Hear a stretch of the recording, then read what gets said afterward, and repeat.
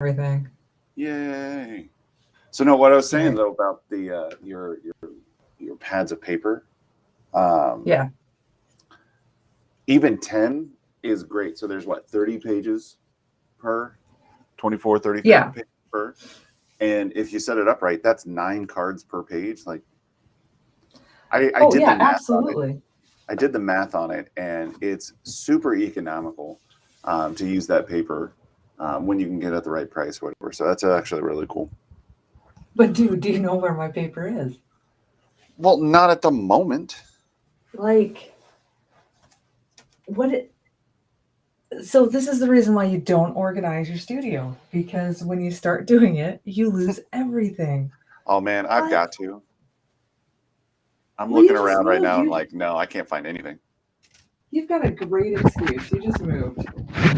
6 months ago. You know what? I moved, I don't know what, going on 3 years now or 2 years, and I'm still just a hot mess. Well, no, but seriously, it is. I don't know what I did, because I you know my blue folder that I take, and I can't even find that. I am like, what? So we're just gonna go with whatever. That's all right. Yeah. Yeah, it's really hard to want to create right now, though. So I hear you. I mean, I've been putting off that commission for far too long. Like, that lady's gonna hate me. If she doesn't already, I don't know. But yeah, I realized that I wasn't making the time to create, right? And it's a weird little cycle. I'm not taking the time to create, so I'm not creating, and I'm not being creative because I'm not creating, and because I'm not creative, I don't want to take the time to create. And I understand that I've got to actually just sit and do it. yes, I agree. It's like any skill, right? If you don't practice it, it just stagnates. Oh, you mean art is a skill and not just something you're born with? Oh, I know, right? So hard. So hard. I also can't find my right ruler. I'm just a mess. My ruler's missing. My folder's missing. Dude, if I could smack you, like, I know. I would. I think the worst part is I have that template that I use for my sketch cards. So now I have to actually measure everything out. Oh my. Yeah. I'm telling you, cutting your paper down into these 3x4 cards, it works.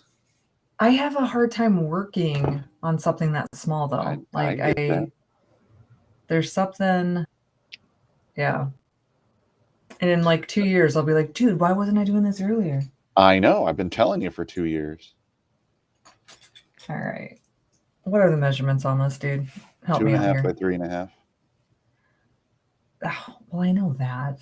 I'm talking about how do I measure my paper? 2.5. Oh, you probably do it differently than I used to. So. No, I'm pretty sure I took one of your templates and just copied it. Oh, so I always measured in 1/4 inch off the side, and then I measured out. So on the short side, you know, the width, I measured out 1/4 inch from the side, and then 2.5 inches, and then 1/4 inch, and then 2.5 inches, and then 1/4 inch, and then 2.5 inches, and then, you know, did that both sides, connected the lines, and then went the other way with 3.5. You'll get a little bit of extra on the far side and the bottom when you do it that way. Can I tell you, I really hate this ruler. I like the fact that you asked me if you can tell me something while you were telling me that something. Oh, yeah. Where's my marker? Oh, I don't know. I don't know where any of my stuff is. I hate this. So you should have taken a few minutes to clean up your studio before we got on here. Dude. So what all of our viewers don't know is I've been up since 4:30 messing around in my studio and reorganizing and losing everything. I realized Also, something. This would be the worst like morning talk show, by the way. oh yeah. Like it'd be funny, but man, it'd be terrible. Also, I really don't think I can see anybody chatting. Not that anybody is chatting. Oh no, But there's should it literally nobody happen? watching. I'm Oh, just you can trying see to. that? Well, kind of. I went to our page and now I'm trying to share it to my. I just want to share it. I'm just trying to share it to our. Oh no, somebody's watching. Oh, that's me. I always forget that it counts. I mean, I don't know that it should yeah. count one of the computers that's actually feeding this, but whatever. Oh, it's not on our page yet. All right, cool. That's awesome. So we're live somewhere on Facebook. That's all right. Oh, and YouTube. Oh. Remember, we went live there too. I didn't set it up. I don't remember things. I mean, it wasn't too long ago.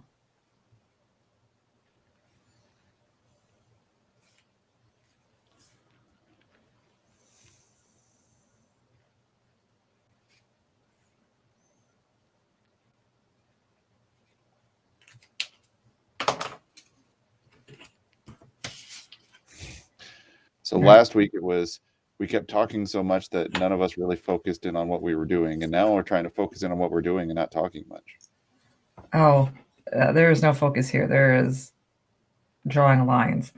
And then I keep thinking, what did I do wrong? Or why can't I see the chat? And hopefully you're on that. Do you have? I was going to point at my screen like it was going to help somehow. Yeah. I can see the chat at the moment, but it's because I didn't go full screen with my video. Well, I'm not full screen. I can see the chat, but like even last time when you made a comment, like I didn't see anything. So hopefully you have that. Know. Yeah, don't know. Also, I don't care because the only person when we tried this before, before I moved, the only person talking in our chat was Tony and Jesse that one time. So yeah, it's great.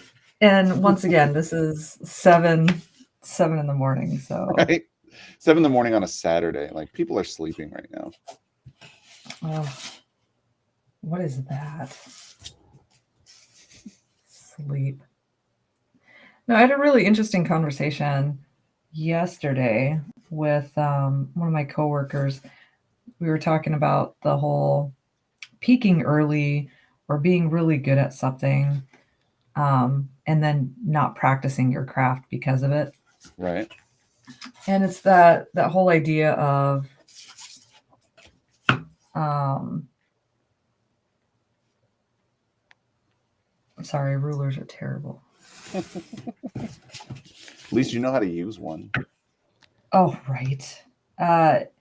Just that we were thinking about, and I wanted to think well on it, and I still haven't really had a chance to think well on it. But the idea that because you are good at something, you don't practice it, and it becomes like we were talking a little bit earlier. You don't practice it, it becomes stagnant, or you get worse because you're not using those skills, you're not using those muscles. Oh yeah. And I think I was referring to like drawing. Like I know how to draw. I'm good at drawing. I can do it well, but it takes so much time and I don't really like to do it. So am I ever going to get quicker at it and faster at it? No. That if I listen to this again, I'm like, I went on two different thoughts at the exact same time. So that wasn't very helpful. But no, I get it. I get what you're trying to get at. I mean, Aaron and I have the conversation all the time. So we were both really good at high school, but our high schools didn't exactly prepare us for college. And so, there was a stumbling block when you get into college. Like, Oof. Yeah. I was one of the top of my class in high school, but my high school, I had, my graduating class had less than 30 people in it. Like, it's you can't really compare that kind of stuff. I wasn't prepared for college. I didn't know how to study for finals. Like, I had to then reteach myself how to do that kind of stuff. And so that first semester, it was a struggle. And it Oh was yeah. because I had in my mind that, oh, well, I'm just smart and I don't actually have to try. Because that's Yeah. what high school did to me. That's what high school, made me think. And yeah, it was a huge wake up call. But yeah, I get it. I mean, I was even making the comment this morning, in my own head, by the way, like, because no one else is awake right now. Right. Or at least when I came down here, they could be, and upstairs. But I sometimes forget that I know how to draw. And I know that sounds weird, but sometimes I like don't tackle this commission that I need to do, that I was telling you about earlier, that won't take me that long. But for whatever reason, I'm intimidated by it right now to sit down and actually do it because I'm afraid I'm going to mess up. I know how to draw, and I need to make sure that I remember that I know how to draw and that I can actually do this. Yeah. Yeah. No, I'm right there with you. I think I'm doing the same with my commission for my oil painting. I've got it drawn out, and I like how it's going to go, but I don't want to screw it up. Like, I know how to paint, I know how to use my paints. But because I'm not doing it, it's kind of uncomfortable. Well, and I'm not even like fully convinced that you are unable to work on those small canvases. Like, I know that's been part of your apprehension about this whole thing. Like, Oh what your yeah. paint can do, what your supplies, the limits of everything. Like, working in a small section, you work on sections that small all the time Oh yeah. with the same amount of detail, but it's different, intimidating, working like on a small little piece like this. So this would be what I, cut my sketch cards out of, as opposed to working on something, bigger, even though profit wise, I can make more from my sketch cards than I can from this. Oh yeah. But it's an intimidation factor. And I try to get my students all the time to look at it. So right now we're doing a project in my 2D media class. We're doing a mixed media project, breaking down a portrait into, values, 5 to 10 values, depending on what they want to try. And instead of painting those values like you would normally, monochromatic style painting that I've done in the past, they're cutting out sections of fabric that correspond or set up with that same value, and then gluing it to a board. And so the whole piece is going to be done with fabric when they're done. Oh. And I'm super excited. It sounds really cool. Yeah. This is one of those, either it's going to be really, really cool, or it's going to be a giant train wreck, and I have absolutely no idea, and I'm excited to find out. I think it's going to be both. Oh yeah, I know the kids in my class. Yeah, that's what I'm saying. I'm like, there's going to be both. examples of both, and you just have to go with it, and it's fine.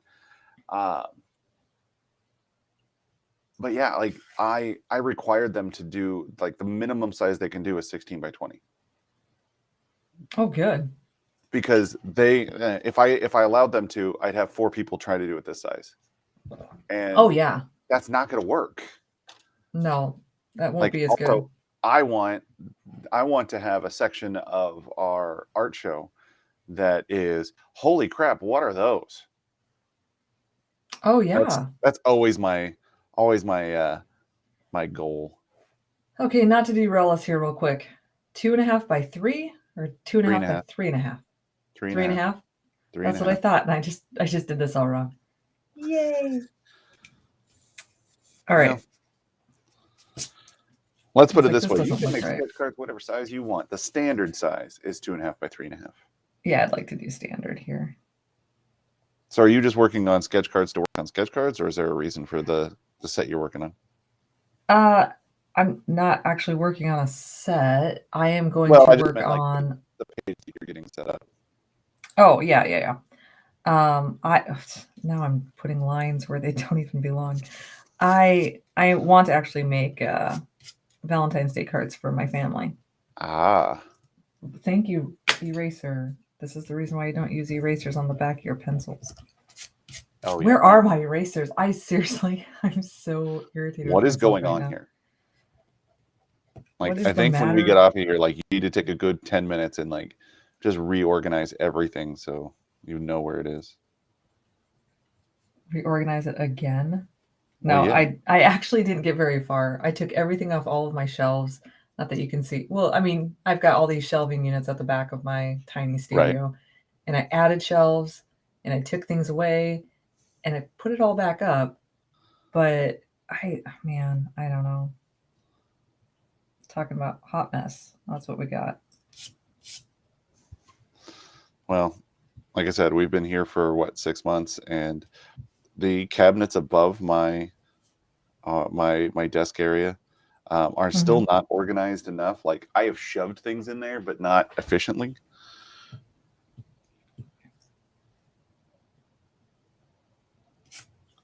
And I have a filing cabinet underneath my desk for, you know, references and everything like that, that is literally empty, while I have a stack of references just randomly strewn across my desk. That uh that just seems, yeah. One thing that I found out though about myself, through, counseling, is I when my area is cluttered, I feel anxious. And so when I walked in here this morning, because I'm like, it's 4:30, we'll probably go live at 7, because both of us get up early. 7 Hmm. seems reasonable. 6 was actually doable. Probably you were probably up before then, anyways. I was in my studio getting everything set up at 6 o'clock. Yeah. See, so we could have actually, you know, been I even had less had, crazier. had less than the no people watching. So Right. um, I don't even know what I was talking about because nope. now, yep, that's fantastic. Oh, that's my I equipment. have seen though that um, typically creative people are more disorganized, although they Oh, dude, want to be organized, but they are disorganized. I'm a hot mess all the time. Yeah. Like I have organized chaos. And I think it's like, especially in my studio, when my chaos just gets a little bit too much, then that's where I really start struggling.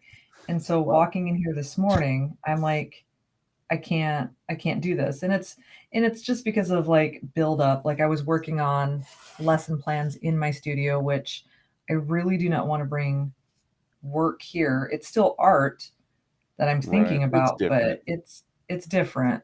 It's so different. And I really need to keep this space my creative space. And I really wish I was like Axton, where I could, and I know we talked about this last time, where I could just bring my stuff out wherever and just create with my kids. But that is so hard for me. Well, and I know he does this too, you know, being a teacher, but for me, when I sit there and try to create with the boys, I tend to ignore what I'm working on and want to help them. Oh, And, yeah. you know, for better, for worse type of stuff, but I tend to want to help them instead. And yeah. No, I totally get that.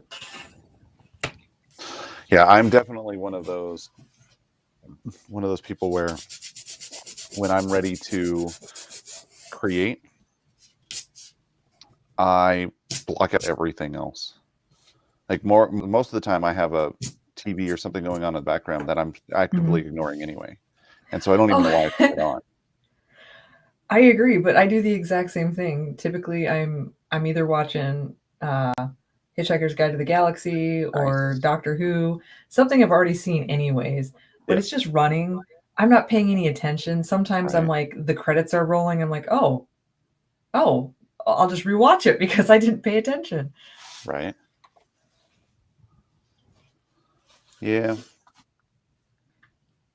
I really do need to be working on these small canvases, but Tony took some of them. And Why? so he's building, he is, so right here, you see this thing? No, This because I is don't just have this foam up. core. Hold on. Oh, Okay. okay, you see this? So this is just made out of foam core. This is just kind of like a prototype he was measuring out. But the problem is if you see the canvases are just going to get ruined if there's Sure. actually art on them. They'll scrape and do whatever. So Right. Tony built frames for each one that gives, just a tiny little lip so it Okay. can't scrape. And he built the boxes better. And so he took my canvases, put them in frames, and was making sure that Ooh. everything was good. And he's going to do those out of hardwood. Right now, he just did a prototype out of scrap wood. But On the Glowforge? yeah, he glow forged it, and then he bought some really nice hardwood to do the sides. And this is going to be cool because each artist is going to have their own box, and then the title of each piece is going to be along the side. And then I think on the front, Tony's going to glow forge their signature onto it. So it'll look really nice and sharp. Yeah, it'll be nice. Tony was asking me because I gave him the canvases, and he was talking about like putting paper on the back and making them look real nice. And I know one of the other artists had written on the back of hers, and I'm like, well, if you do that, then you cover up her signature and you cover up the title of the piece. Mm-hmm. And then he was just like, oh yeah, what are you titling yours? And I just like, oh man, what? No. Yeah. No. Flower 1? Flower well, 2? Speaking of that, like I still remember conversations, with Anderson and Juan about titling pieces or whatever, and that you need to get into the habit, and especially when you got to the senior show, you needed to have that kind of, and it's just like he made me feel so bad. Anderson made me feel so bad for wanting to just leave something as untitled once. Like I literally cannot anymore leave anything. Now, granted, that doesn't mean I title everything, but the title of my pieces cannot be untitled. And so I was having students, we were doing, I still haven't sent you the Italio stuff. I got to figure out how I can do that in a bulk way. But I was having them they have to name, because they're doing an edition of their prints from the Italio. Uh-huh. And so I needed them to name it. And one of the girls, she just did some patterns, right, for her piece, which was fine, whatever. The title of her piece is Patterns. And it's almost as bad as Untitled to me. Like, right. That's why I was like, Flower 1, Flower 2. Like, oh man. I remember when I was prepping for my senior show, that was that year that we got kicked out of the art building and we're in the other building and so we thankfully got our own, little studio space, which it sounds cooler than it really was. So don't be too, upset about that. But so we got our own little studio space, and it was me, Ken, and Cole, and somebody else, but it was just us most of the time. So I was just listening to a lot of music because they were always gone, and I was always just in the studio. Ken would work at his own dorm room, right? And so I'd be in there alone, and I would just be listening to music. And so when it came down to naming the pieces, like I got lazy about it, and I named the piece based on whatever song I was listening to when I finished it. Could have been like my reaction to that song. It could have been a lyric from the song or whatever. It worked out fine. What was even funnier about that whole thing, by the Found time my we got, ruler. hey, Sorry. by the time we got to hang the show, right? The little Yeah. cards with the, because I sent Anderson a bunch of the titles, but on my big paintings, the ones on the car hoods, I think there was 8 or 9 of them on the car hoods. I didn't put the sizes on the tag, right? I just put Right. the title and the medium, which means by the time we got to, I hung the show and then decided the names on some of them.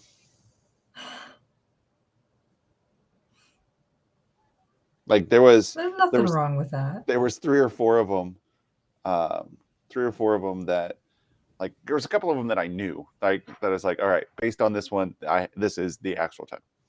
And then there was a couple of them that it was just like, I flipped them over and I just picked one up and stuck it to the wall. Dude, that's great. You had a solo show, right? Yes, I did. Yeah, you did.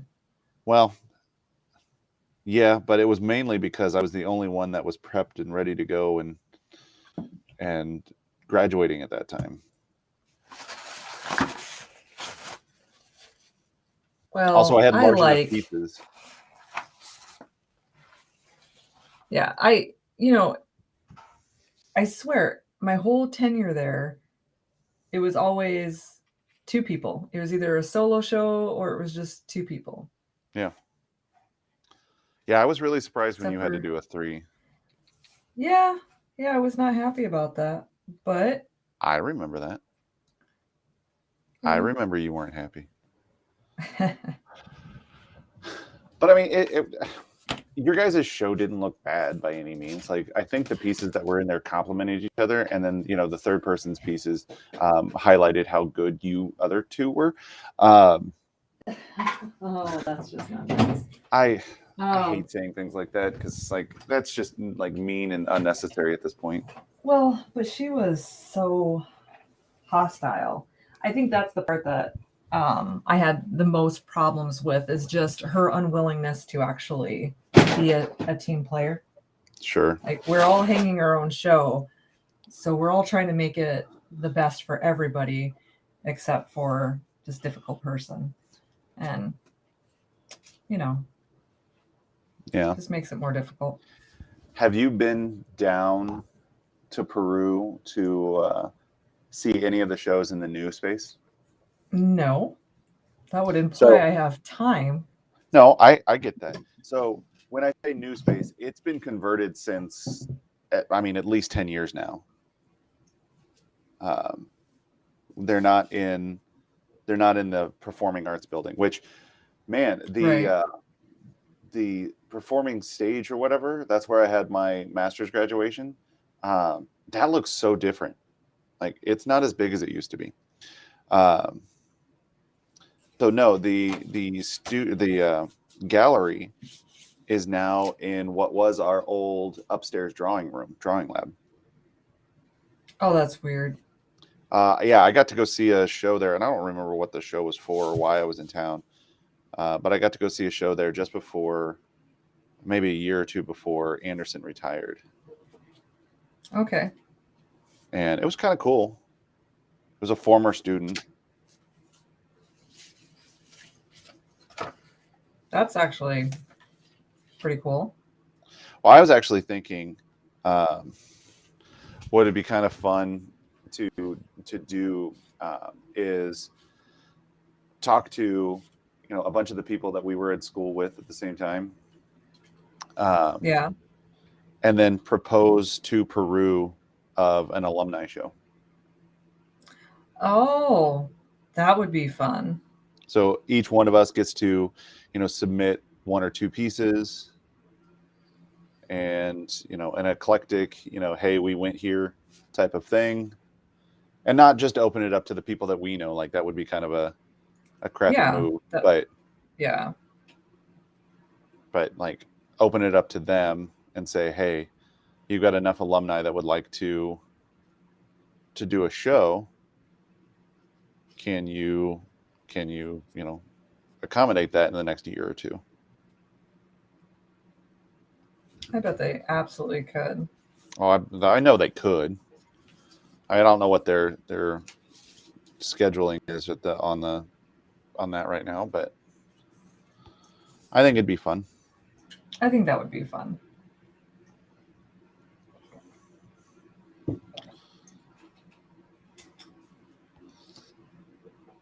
There was actually a couple of things that I'm like, I really want to talk to you about this. And then, Can't think of them. No, my brain has just been all over the place lately. I just haven't been sleeping well. And so Yeah. that affects so many other things.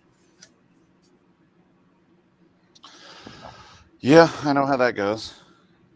I couldn't, because I want to draw Robot Tony for his card here, his Valentine's Day card or sketch card, but I don't have my newest robots, I guess.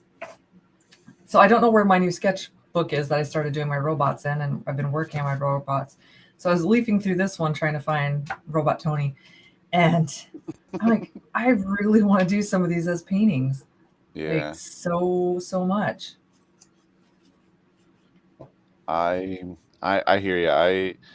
I want to do a bunch of my monsters as paintings, but that's the part that baffles me in this situation. I have source material. I have medium, I have paint, I have canvas boards, I have source material. I still can't figure out a way to convince myself that I need to sit and work.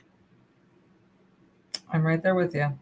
And that's kind of why I started doing this. Like, I've wanted to just take, an hour or two every once in a while to be able to sit and work, but I always felt guilty. And I don't know why I feel guilty about taking just a little bit of time here or there, but you're always just so busy, right? Doing this, doing that, running here, running there. And I feel guilty because every time that I sit here, it's potentially time that I'm taking away spending with the family, or things that I could be doing something more productive. Well, but I need to realize I'm an artist. I need to, like, this is stuff that I need to do. I need, you get better by practicing, and so. Yeah, that's one thing that, like, Tony gets a little irritated when I'm like, yeah, I spent my studio time doing lesson plans, or I spent my studio time cleaning, and because then I'm not doing here. I'm not doing this. I'm not practicing my craft. I'm not getting better. And I do want to get better. It's a novel concept. Keep practicing something to get better.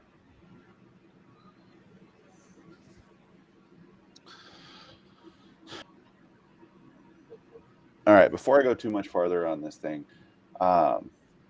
should I put a blue background, like a little, like even just faint blue for the sky? And like I did on some of the Spider-Man pieces, if you over the summer. Yeah, I could definitely see that, and that would be really good for the yellow to pop out, because right now it's. So the yellow. What are you doing on there? What I'm going to end up doing on the yellow is, it's just going to be a base color. I'm going to go in and do a little bit more intense yellow kind of around the border. But what I'll come back in when we're done, is come back in with my white gel pen or a white acrylic marker. And actually, because it's more of a white light, especially during the day. But I want to give just a little bit of this faint yellow into it. So that's why I'm leaving it like this. But you're right. I mean, it would still give a little bit more contrast to it. Mm-hmm. It's just I'm not looking forward to having to paint the blue in between all these little. No, yeah, this is where, like, Mask It or Frisk It or whatever it's called would be so good just to put on top of your already done stuff, because then you could just do a wash over everything. Mind you, that would also be a pain to use. Yeah, very much so. And paint on all that Frisk It, but. Well, and then take it all off. And that was, as much as I loved what Shorty was trying to tell us and show us in school. No, I'm not going to use Frisk It. I'm not going to use Mask It. I'm just going to go. There you go. And I both love and hate that about the way that I want to work. So No, I think that's pretty fine. I am now searching for random things that I thought were just at arm's length, but they're not.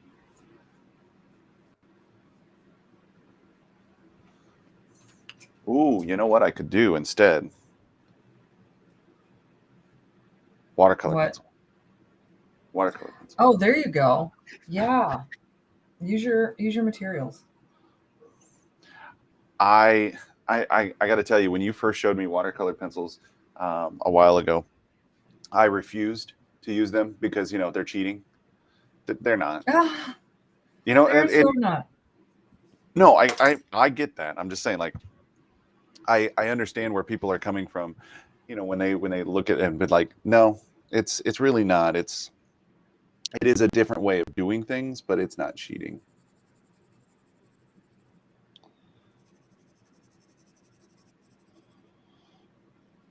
It's just another tool to have in your box. Yeah. And I really liked them because it helped me with control. Oh yeah. Because I am a control freak. So it helped me, to be able to put the paint where I want. And I think that's funny because a lot of people that I talk to who love watercolors because it's so unpredictable. And I'm like, well, it can be predictable. Like you know how it works. It's like with anything. So the better you get at it, the more predictable it becomes. But right. I understand that they're talking about like the outcome is sure more yeah. fluid. You could definitely be predictable on the unpredictability of the outcome. Like that's a thing too. But I keep going back, and I have a set of watercolor pencils at school for the kids to try. I never require it for a project. I require it for a couple of practice things, but never for a project. But allow them to use them on projects if they want. Right. I keep telling them the story all the time. Like when I went to school, when I went to college, I thought that I had that dumb thought in my head that the only way that you're a true artist is drawing and oil painting. Right. And like, that was it. That was what you had to do. And it took a while for me to get out of that thinking, to get out of that, to get out of that thought process or whatever. And so then I was trying to, I was studying to try to be better at drawing. And so that's why I tried taking, as many of those studio drawing classes and everything. But I realized, or by the time you showed me these, like I hated watercolor. I absolutely hated watercolor Same here. In college, right? I hated charcoal a lot as well. This kind of helped bridge that gap. This, the watercolor pencils kind of helped bridge the gap for me, and now I love watercolor. And I started doing, mostly just watercolor pencils when I got started with this, based on your suggestions or whatever, to the point now where I reach for my trays of watercolors first before I reach for a watercolor pencil. And I realized what I can do, put in a base with regular watercolors, and then put in the little details, the control work with the pencils. And that little bridge, that little gap is actually helped a lot in my enjoyment of watercolors. Yeah. For sure. Because I mean, like, I was just agonizing on how to put this blue in, without getting it everywhere or whatever. I've already got it in the middle of the sign, and now I'm just going to do a little bit on the outside and then blend it out. Oh, that's great. Yeah, understanding though that even though that it is a watercolor pencil, it's not a colored pencil. Oh, right. Yeah. I mean, it's different. It works different. I was right. Olivia got a nice set for her birthday, and so I got her a pan and actual watercolors, and then she got some watercolor pencils, and then some other watercolors. But so she was using the pencil, and she was doing a piece for one of her teachers, and she's like, "Mom, like it's not real dark." And I'm like, "Just layer it." And I was just like, "Go on top." And she's like, "You can do that?" I'm like, "Yeah, once it's dry, you can go over and you continue to layer, and you can continue to add, and you just don't have to have the water go as far. But it's just, you got to start, right?" Being able to use those things when you need to. The thing that I struggle the most of teaching my students is the fact that you have to layer watercolor. That you can always make your watercolor darker, but you can't make it lighter. So when you slop that stuff on there the first time, then you are giving up 100% control of what it's going to look like. Yeah. The way that I do this, it's actually really fun. And I don't have an example. And one, because I never know what we're going to talk about, so I don't have examples like really close in most situations. So every time that I start a new medium with my students, I always have them shade a sphere. Right. And so you get kind of the idea of how to work on this. And so we draw the sphere, I make them draw a background, and I make them draw a shadow with the light source always in the same spot. Right. I know that was a very crude, terrible drawing to begin with. Well, and so I tell them that because once I teach you, where the shadows and stuff need to go on that sphere, then I no longer have to teach you how to shade that sphere. I just have to teach you how to use that material to shade that sphere. Right. And some kids get it. Some kids hate the sphere, and they know that it's coming. But because we're going to do it with every single thing. Yeah. But what was really that's what they hate more than anything. But this, for watercolor, I wanted to emphasize the point of you have to layer up your colors, and you can manipulate the colors just by, the layers that you put down. So my first layer on this ball was yellow. And I literally went through every single color. The end result is the color of the sphere is a really nice deep purple, even though there's green, even though there's orange and everything up underneath, like that all built into the dark layers. But I wanted to emphasize that point of you have to layer this stuff up or it's not going to work right. Right. And some kids didn't get it. And some kids try to follow along, like color for color, stroke for stroke. And man, that didn't work out so well. No. I do appreciate that you start with that sphere, because you're right. Like once they understand how the light hits that, then that no longer needs to be taught. You can just teach working with the medium. Right. I know for me, when we do a new medium, we've been doing a value scale to just see how you get light to dark. But I really do like throwing in that sphere, because you're right. I do think you get more of that, because you're trying to create something, not just a simple value from light to dark, because that's in there, but you're actually trying to create a form. I might have to steal that, because I like that. Well, my students probably will not be happy, but it'll be okay. The other thing is I'm able to have a printed copy of the sphere, literally like 5 or 6 places around the room, easy within easy sight of students or sight lines of students or whatever. So if they forget what that needs to look like, well, there's the example. Now here, do that sphere, but in watercolor, in charcoal, in whatever we're working with. Yeah, it's actually something I've been doing for a few years, and it's worked out pretty well. No, I really like that, because when you're creating a form, it's different. And now if I can just get my students to realize the difference between a form and a shape, I think they're getting there. I think it's just our 2D language. versus 3D. Right. It's just about language and using language properly. And we talk a lot about that in our school.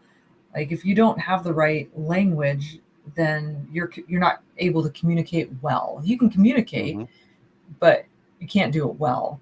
And so I don't mince my words when I'm talking about art. You know, I use the words that I would use with you, and we just make sure that we figure out what those words are. And I try to make sure I'm putting the definition of those words out there. And I really hope my students are, I guess, confident and brave enough to ask when they don't understand what I'm talking about. Some of them I know aren't, and they'll just nod their head at me. Right. Well, because I think I just look mean up there. I believe that. I'm working on it. Right? I'm working on it. Yeah. So I definitely, you know just as well as I do. You can read the students, and you can get a good idea of, what type of, how you can talk to them and how you can, joke around with them, right? And you get that sense, after a little while. But there are certain kids that ask questions so terribly that I have no idea what they're asking. And I'll literally tell them, that wasn't real English. That wasn't words. That wasn't, you made sounds with your mouth, but they didn't come out in the right order. Certain things like that. But there are certain kids too that, and this is a lot, so it's not like it's just one or two, but there are certain kids, I will answer the question as they ask it. Oh yeah, that's not what they meant. Not what you mean by I know what you meant, but that's not what you asked. And I know that I understand that it sometimes comes off as me being a jerk, but I'm trying to prepare you for life after high school, and people won't understand you. Yeah, I can get that. I don't think I do that myself. I do find it hard to get them to frame a question for what they actually mean, and then to actually try to problem solve, because that's the worst part. I mean, you get this, can you help me draw this? And there's a blank sheet of paper. Can you help me figure that? I'm like, I have nothing to work with. I have nothing that I can do. That's been a huge problem. And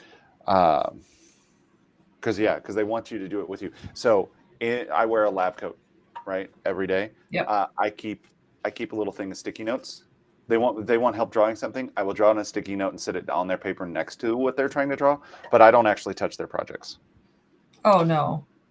But yeah, the other thing that they'll do is, they'll draw it, erase it, draw it, erase it, draw it, erase it, and then they'll ask for help. And I'll let them know, I'm glad you asked for help. I'm glad that you are reaching out. However, I can't help you fix something that's not there. Yeah. And the other little trick that I've gotten, and some kids get it, some kids don't. The other little trick that I've done, I'm moving this out of the way at the moment, is, they'll sit there and they'll draw a line, and then they'll erase the line, and then they'll draw a line. Keep the wrong until you get it right. You keep the wrong until you put the right one there, and then erase the right. Where did we get that? Because both of us do that. I know. I'm gonna say it was Anderson, and I say that as disappointed as possible. I know, right? I say that all the time to my students. Yeah. Keep the wrong until you get the right. It makes so much sense. Human nature is going to be to put the line right where you drew it the first time, or right? very similar. So you thought it was the right place the first time. Yeah, right. So if you've got the wrong line and it's there, then you can correct it. Yeah. Well, between that and the people that just randomly think that they're going to draw the perfect outline around an object the very first time. Oh yeah. They just drop their pencil, whatever shape comes out, that's what I'm going with. Hey, why doesn't this look good? Oh, because you did it wrong. I have struggled with not only my ability to teach it, but my ability to make kids understand the benefit of blocking out, basic general shapes, blocking out your object, blocking out your scene, and then going in and adding in the details. Just when I think I've taught it well, then it doesn't show up, or kids are doing it incorrectly. And it's like, okay, I need to look at what did I do? What can I do differently, to get the kids to do it right? And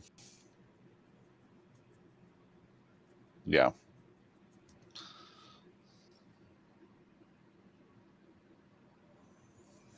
You are moving so little. Like every time I glance at the screen, I'm thinking, oh crap, did she freeze? Like, I don't know what's going on.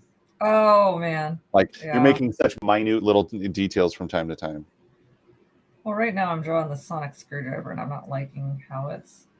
The funny thing is like this does not have to be good art. Oh yeah, it's only for your family. Yeah, come on. Do good art. I mean, you know what I mean. Shut it. Yeah. I'm spending way too much time on the sonic screwdriver than needs to be, and I wasn't even going to put it in the first place. So, and we don't even do Valentine's in our house. Tony is, and I agree with him. We're very much like show love every day. Sure. Like, don't do just because of this day. I did talk to him though, because I am like, that's not how everybody feels loved. And I do think our children appreciate those things. And so we're going to do Valentine's Day cards for our kids. Sure. Just their strengths. Sometimes I think with kids and students and life and humans, we all focus on what needs to be improved or what we're doing wrong, that we forget we all have strengths and we all have gifts that were given to us by God, and we can talk about those too. They're encouraging. Well, I always think it's funny. So Aaron and I have never really been huge on gifts. We get things, don't get me wrong. We give each other gifts from time to time, Christmas, birthdays, whatever. But it's never been a requirement, never been an expectation. Oh yeah. In fact, I hate gifts. You know that. I hate gifts. Yeah, same here. And it's been hard for me, over the years, in realizing that when somebody wants to give you a gift, that says more on them than it does you. And yes, like if I don't accept the gift, then I'm actually taking away, the generosity of the their other joy, person, right? Yeah. And so as much as I will accept them, I don't like them, right? I'm not. I don't like being in a position where somebody says I have to give you a gift because the sun made another rotation around or the earth made another rotation around the sun. Like that, to me, I want to give you a gift because I want to give you a gift. Right. And so thankfully, Aaron has been like that, over the years, whatever. And people have, especially when Aaron and I first started dating, I remember our first Valentine's together. I was still coaching, and I was at a team meal or whatever, and one of the moms of the kids had asked, well, what are you getting Aaron for Valentine's Day? And I said, well, we're not really going to do anything this year. We're not going to be able to be together for Valentine's Day because there was, travel with the team or something was keeping me from being able to go. And they're like, right. Oh no, you gotta do something. It's like, no, well, she said it was all right. She's like, that's a trap. You just got to do it. And it's like, no, pretty sure I know her a little bit better than that. Like, she's not going to care that much. And yeah, she didn't care. And like I said, she likes getting the things, but she also is the same as me. I don't like being told I have to. Right. I mean, I'm like that in it. I don't like being told I have to do anything. I agree. Which is probably the reason why I'm a teacher. So you can be in an overly regulated industry where you're told you have to do all of these little things and being micromanaged? Oh, sir. I work in private school. That is not my reality. But yeah, in the public school, though, it wasn't even that terrible just because, I don't know, I was given, hey, these are the things that you have to teach this year. Like, you have to make sure that they know what a color scheme is and the color wheel and know how to mix colors. It doesn't matter how I implement that. So that didn't feel like somebody was necessarily telling me what to do. It was more like a guideline. Like, hey, these are the things that we want our students to know. Make it happen. Yeah, I mean, I have that kind of thing, but I'm talking more like the day-to-day operations. Like I have my curriculum map, but that curriculum map was put together by art teachers, which is nice Oh, because that's we know nice. what we're Yeah. talking about when it comes to that. But it's all the other things that, oh crap, I made a mistake on this. It's all the other So did things. I. Did we do it at the same time? Well, I can fix mine with details at the end. Also, I Oh, can are you thin it telling me out. I can't fix mine? I am not looking at the screen. If I was looking at the screen while I was doing this, I would make more mistakes. Oh, yeah. But no, just the micromanage that the teachers are. That, you know, I don't know how if you guys have to do it too, but like just the sheer amount of observations that I have to have on Oh, a can I yearly tell you, I would basis. love an observation. Like, normally we get observations, but this year has been so crazy that I have yet to get an observation. I'm like, could somebody please just come and step in my room? Tell me if I'm doing a good job. Tell me, like, I just feedback. Yeah, but I don't need a lot of feedback. I'd much rather have an observation by somebody who knows what's going on in my classroom. And Oh, I have no problem with my admin. I'm not expecting any of them to watch this, but if they are, I have no problem with my admin, and so I'm not getting at that. But like, I want somebody to walk in my classroom that can recognize the nuances of what I'm doing, and an art teacher can do that. An artist can do that. yeah. A an administrator that hasn't been either in the classroom or especially an art classroom for, you know, however many years isn't necessarily going to notice that kind of stuff. And see, I guess I want feedback on how well I'm doing with like engaging students. Like, Sure. am I doing lectures well? Am I doing cold calling well? Am I giving students too much attention? Not enough. Like, that's what I want. And at Right. least I know, like, my administration, if they don't understand what's the content or what's going on in the room, they're aware that they don't need to. That I'm not going to get feedback on necessarily my lesson. Which, you're right, though, I did get feedback when I was at the public school on my actual lesson by someone who admitted that they had no clue what I was doing. But I'm like, Right. okay, I don't know what you're doing, but here's a way you can do it better. What? yeah, No, thank you. Like, don't get me wrong. I know that I am not the greatest teacher. I 100% know that. mm-hmm. But I don't need a former math teacher coming in and telling me how to teach the color wheel. Right? I Maybe don't they've got really good ideas. No, I hear you.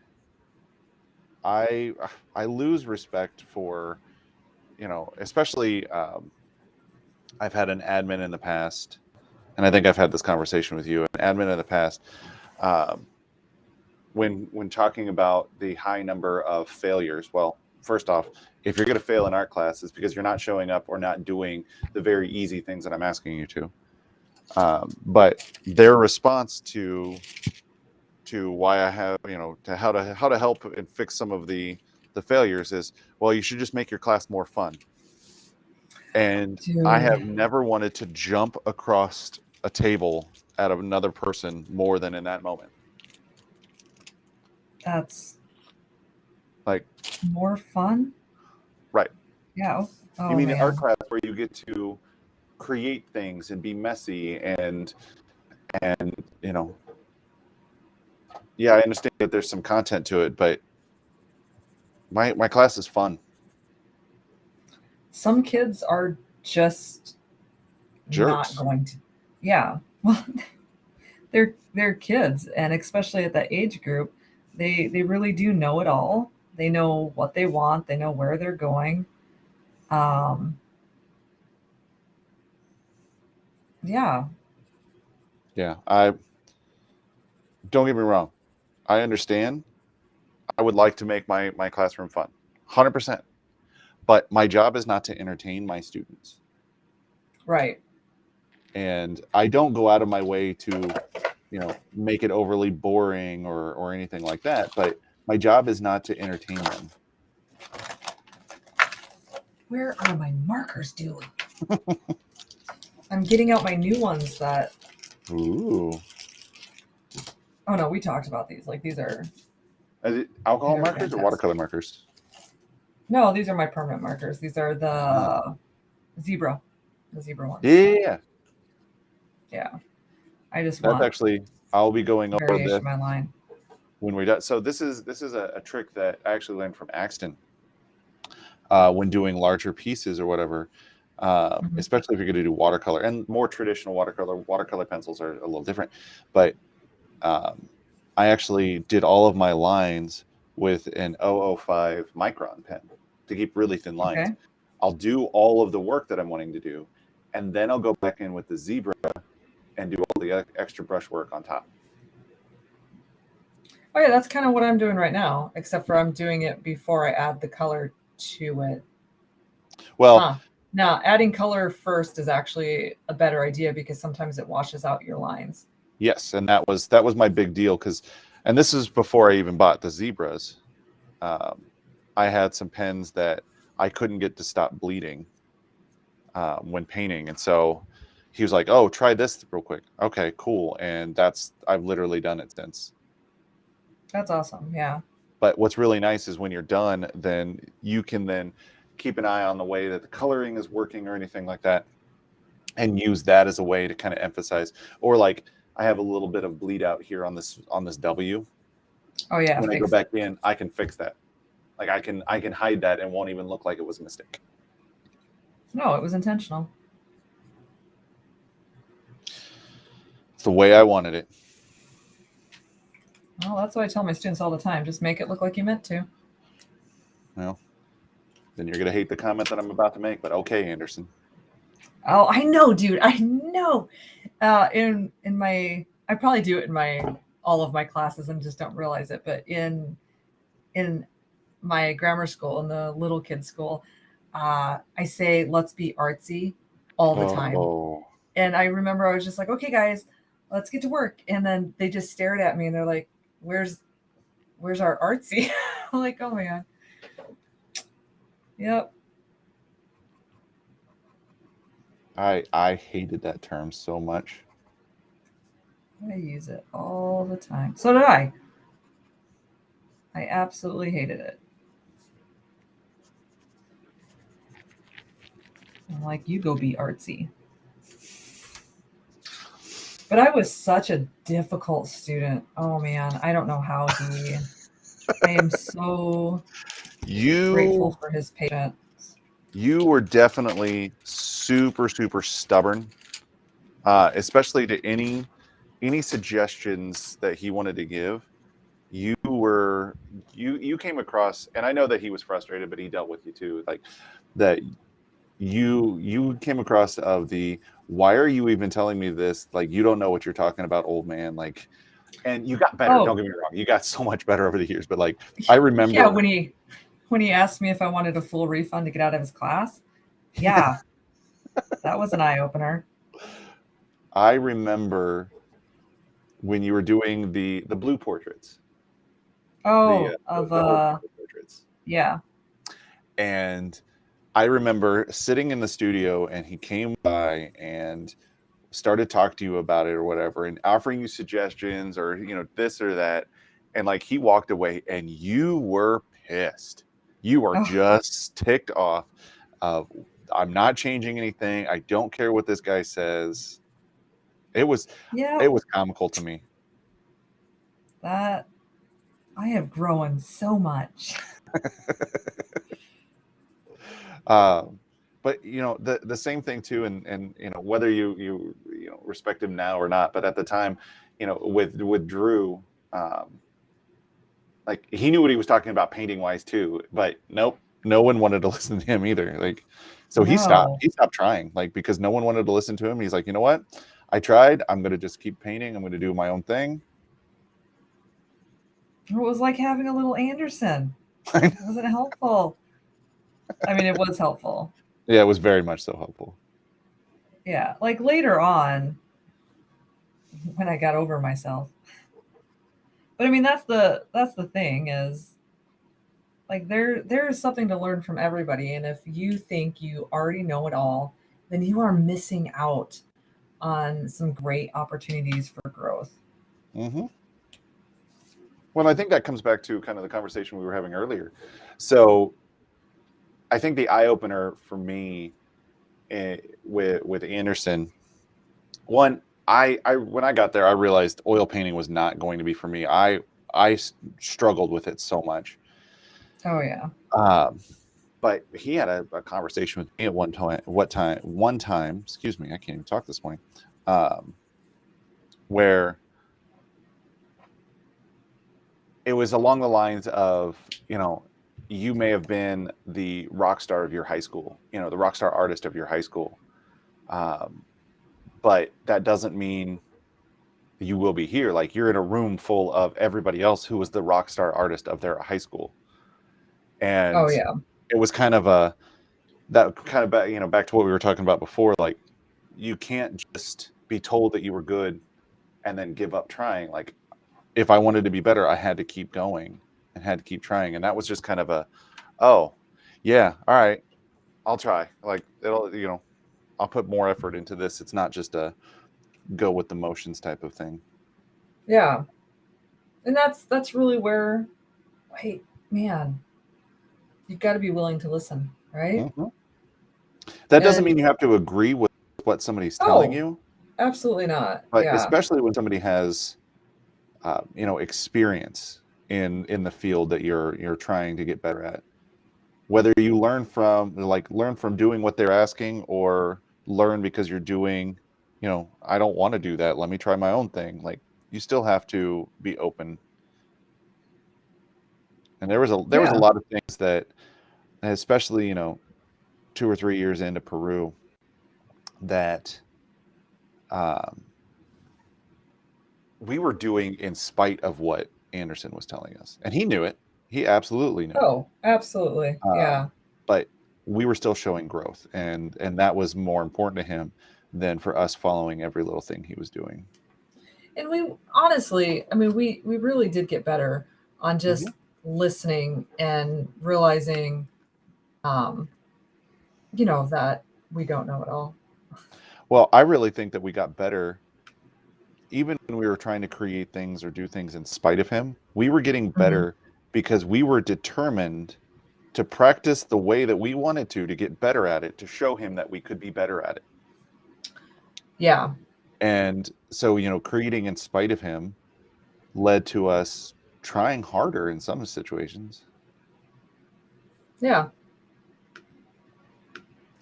And he was really good at honestly knowing the kids who weren't ever going to listen. Yeah. Because I think that was one of the frustrating things for me in the beginning is like he's on me all the time, but he's not on this person. Right. Why is And he picking on me? yeah, and it wasn't. It was just the other person literally wasn't going to listen. There was nothing that he could get across to them. And so he Mhm. had given up. Like, Well, and we saw that with I don't want to say names, but we saw that with the third person you guys were in the show with. oh, sure. Like there was a difference between him getting after us or getting on us all the time, or constantly telling us, hey, this could be better, you could be doing this or whatever, as opposed to the, hey, yep, sure, uh-huh, like that kind of conversation. And you don't Yeah. realize it while you're in it.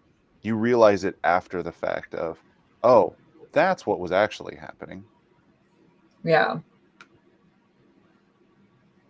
It's a huge concept that I learned and practiced being a coach, that you're on the kids, that when you're still on the kids, or when you're still getting after them for things, it's because you care. Oh, It's when you give up, it's when you stop, that they have given up hope on you.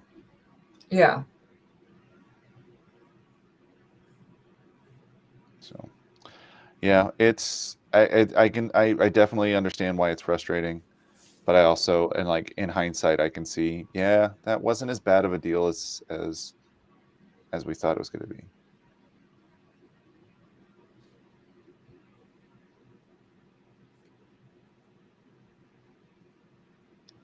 All right, I think I'm finishing this A, and then I'm gonna get out of here because I got some plans today. We're actually gonna head down to the Negro Leagues Baseball Museum here in Kansas City and do a couple of things. I got to go down to that Scraps KC place again. Oh, I love that. Those fabric portraits that we're doing.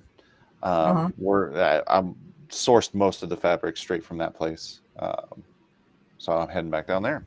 So, and then a couple of other stops. One of the boys is going to go with me today, and we're going to just hang out. I like that. I really like that's a good thing. Just hanging out with your kids. I know sometimes after hanging out with kids all day, I don't want to hang out with my own, and not because I don't think they're cool, but I'm just tired. There's a lot of times where I'll get home, and by the time I get home and at the time they get to the house, it's about an hour, right? And there's sometimes that I stop somewhere on the way home, or to stop at a store or whatever. But there's a lot of times I'll come home and I'll grab a drink, maybe a small snack or whatever, and I sit down in my chair and I wake up to them coming through the front door. Like I'm just so exhausted. But if I don't have that little nap, or that little just real, even if I don't even fall asleep, that just like sit down, relax, like I will not be functional for the rest of the night. And there are just some days that are like that, and there's some days that you just come super wired, and hey, I'm home, let me go run a couple of miles, and then I'll come home, and then the boys will be there, and then we can go run a couple of miles together. Like I'm not running a couple of miles, but you get the point. Yeah. So, all right. Well, this was fun. All right. I think we need to make it on a regular basis. To keep doing this, so we'll keep talking. Yeah, maybe people will get up early and come chit chat with us. No one is going to set their alarm to come listen to us talk about weird, random things. I mean, honestly, this is more for us than anything else. Right. You didn't even have to hit the live button because the same amount of people are watching. So. Right. It's great. But it is fun. It is different, and we get a few things done. So. All right. I got one thing done. Well, this should be a very good example of how little you get done while you're working and talking. Yeah. Oh man, I tell that to my students all the time. I'm like, figure it out. Like, nope, I can't figure it out. Right? Like, I can I can multitask. No, you can't. Yeah. Can I also tell you? So I have Prismacolors here right before you leave. Yeah. So I actually bought some, and I bought them like they've been sitting here in my studio, I think, for 2 years now because it's been that long, and they are just drying out. I'm like, oh, yeah. But these are refillable, so I could actually get the but it's still money. Yeah, I'm just irritated. Yeah. So watercolor it is. Well, fun. Well, yep. It was nice talking to you. Your day. Yeah, as always. And we will get another one of these set up. So far I'm good on Saturday mornings, but we'll see how that goes. Yeah, same here. Yeah, we'll just plan for Saturday morning. And we can start even earlier. I mean, we could. I wake up at 5. That's about my time. Wow. Today was 4:30, but I'm not saying that I want to like wake up at 5 and immediately rush downstairs and be like, all right, let's go. Dude, no, I need to make my coffee. All right, we'll talk about it and do this again. Yeah. All right. See you later. Well, I don't know how to wave at a camera that's not facing me. Right. All right, we'll talk to you later. All right. Bye. Bye.